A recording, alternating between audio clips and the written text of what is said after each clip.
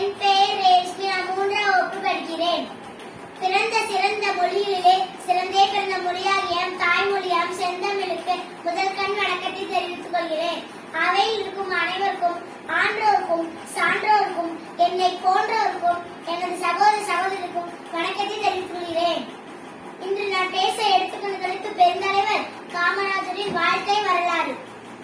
காமராஜர் அவர்கள் 1903ஆம் ஆண்டு ஜூலை மாதம் 12ஆம் தேதி விருதுநகரில் பிறந்தார். அவர் தந்தையார் பெயர் குமாரசாமி நாடார், அவர் தாயார் பெயர் சிவகாமி அம்மையார். விடுதலை வீரர் திரு சத்தியமூர்த்தியின் வாரிசாக வழங்கியவர் நமது காமராஜர். தமிழ்நாட்டின் 3வது முதலமைச்சராக 1954 முதல் 1963 வரை பதவி வகித்தவர் நமது காமராஜர். கட்டாய கல்வி, இலவச கல்வி, மதிய உணவு திட்டம் என பல திட்டங்கள் கொண்டு வந்தவர் நமது காமராஜர்.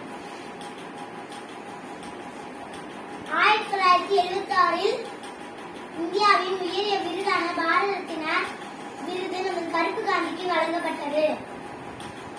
காமராஜரின் ஆட்சி காலம் தமிழ்நாட்டின் பொற்காலமாக கருதப்பட்டது. ஒரு சமயம் ஆடு மேய்க்க சிறுவனை கண்டார். அவனை அழைத்து, தம்பி ஏன் பள்ளிக்கு செல்லவில்லை என்று கேட்டார். அதுக்கு அந்த சிறுவன் கூறிய பதில், நான் ஆடு மேய்த்தாதான உணவு கிடைக்கும், நான் பள்ளிக்கு சென்றால் உணவு கிடைக்குமா என்று அந்த சிறுவன் கூறினார். அதை கேட்ட நமது காமராஜர் நெஞ்சில் துடிதுடித்தது. அந்த சிந்தனை விளைவுதான் நமது மதிய உணவு திட்டம் கொண்டு வந்தவர் நமது காமராஜர்.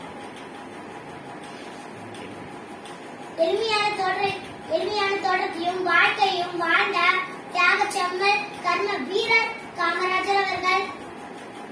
அக்டோபர் மாதம் 2ஆம் தேதி 1975ஆம் ஆண்டு இவர் உலகத்தை விட்டு மறைந்தாலும் இவருடைய புகழ் உலகத்தை விட்டு மறையாது.